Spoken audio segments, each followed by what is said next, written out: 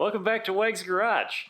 Back here working on our 1964 Triumph TR4 project.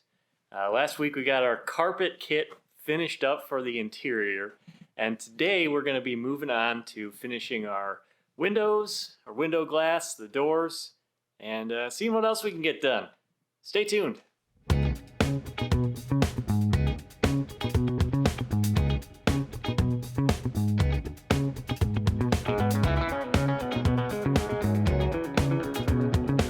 Today we're going to start by trying to finish getting our driver's door glass in. A few episodes ago we talked about having the TR6 glass instead of the TR4 glass, and we do now have the proper TR4 glass. So hopefully we can get this in here and it'll fit up nice and we can get the glazing in and have it permanently attached.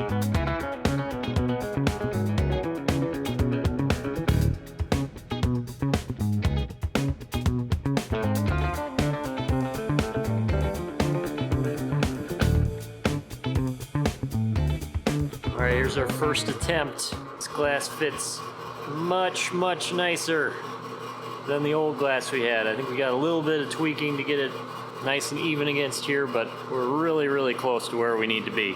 One quick comment about testing these windows before you kind of finalize it with the glazing. If you want to roll the window up and see how it fits in your tracks and everything, that's not a problem, but coming down, you can't really test that out fairly without pushing on the window, and it's really hard to tell how tight everything is. So what we found is if you put a little bit of felt in the window tracks and then force your windows down into there, you can kind of get a little bit better idea of what it'll be like rolling the window up and down.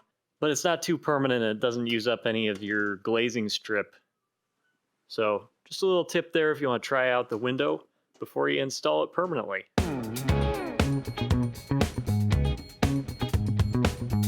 Is this an action shot?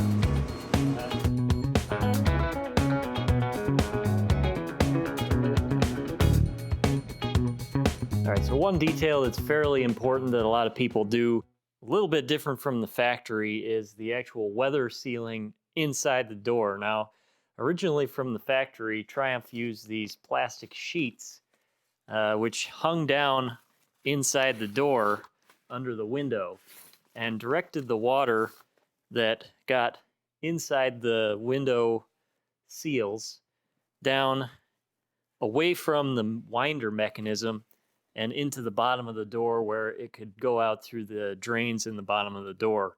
Now, a lot of people and a lot of other cars just use a plastic sheet that just goes over the outside of the door, and that will work pretty well on this car too. It's just that it doesn't protect your actual winder mechanism, and also if any water would get between the door card and the frame right here, it would kind of sit there and could potentially rust things out. So I think what we're going to do is actually do double duty here, because I think the sheet on the inside is still a good idea, but we're going to try to recreate the 3 curtains that were inside here. So luckily we have this one old one to go off of, and we found some other dimensions for the other 2 pieces. So we're going to recreate those curtains with this plastic. I think this is maybe like a 6 mil plastic or somewhere around there. It's really nothing fancy. It's just a standard kind of plastic drop cloth material, and that's what we're going to be using for these.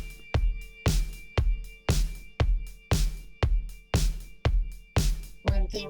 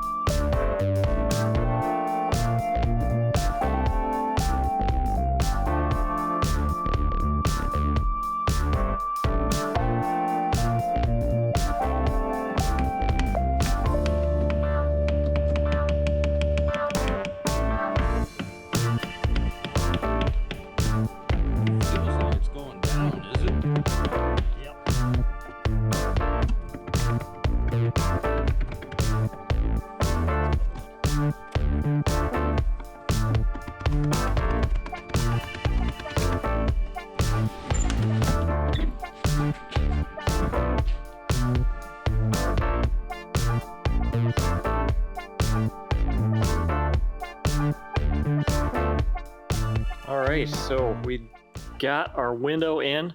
The glazing is in. We have kind of cheated the window up a little bit to help it match up here a little bit better in the front. I'll show you that in a second. But you can see we've got the glazing in there. The plastic sheeting for the rain curtain is tucked inside around there. And we just put the glazing on the window and then push them together. And then we used a wood block and a hammer to bump the track up into the window and kind of marry them together. So now a lot of people say you got to do this outside the car, putting this on the glass.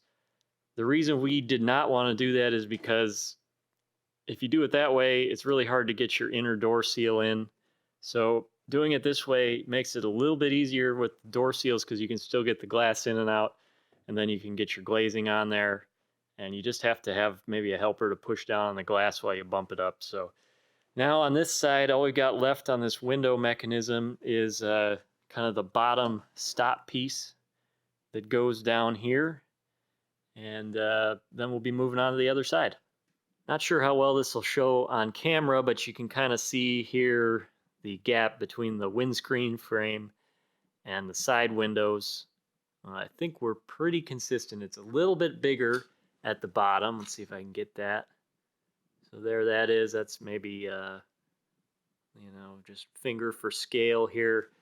Up at the top, it's a little bit tighter. Maybe an 1/8 inch tighter up here. But it does seem to be okay. Every time we roll it up and down, it comes up in the same spot there. So it's not like it's moving around a lot or anything like that. Because I think if this was a little too far forward and you slam the door and it was up against here, you probably smash the window, and we really don't want to do that. So we're pretty happy with how this is. I wish it was a little bit tighter down here, but I think we're going to go with it.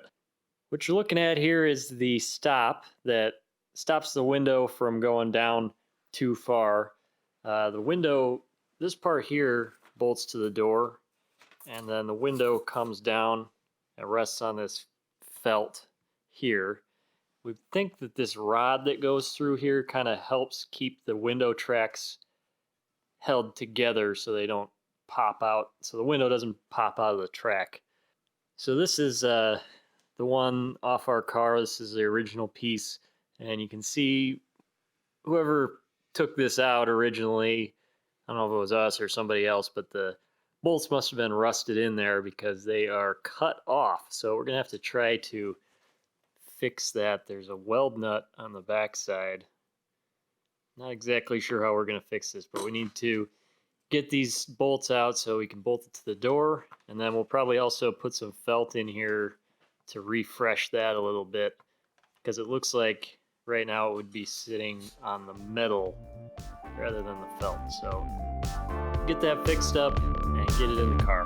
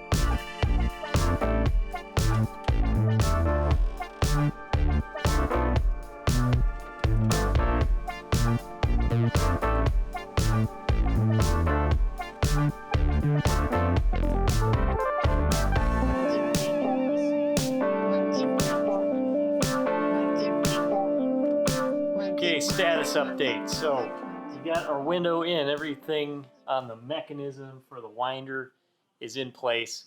We actually decided not to put the front and rear water curtains in. We thought that just having that center one in will protect the mechanism enough, and then we'll put the other sheet of plastic on the door here to protect the inside of the door panel. So it's kind of like a hybrid solution to the water sealing problem, if you will.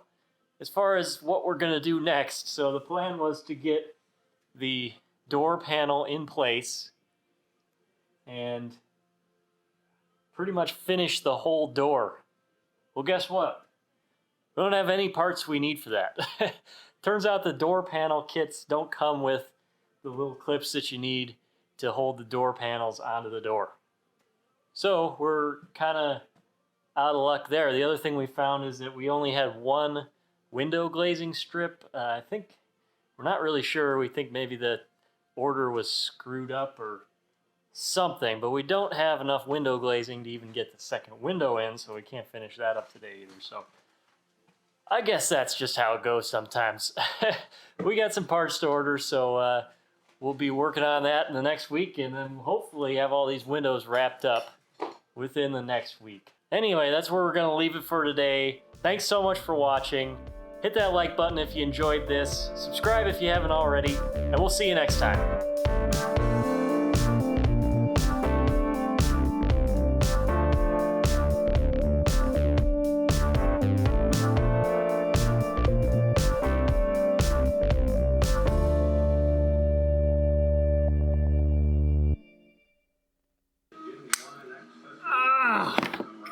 What is with these freaking needle nose? What'd you do? Get inside the jaws? Yes, who makes a needle nose like that? Ow! Well, somebody did. Gosh.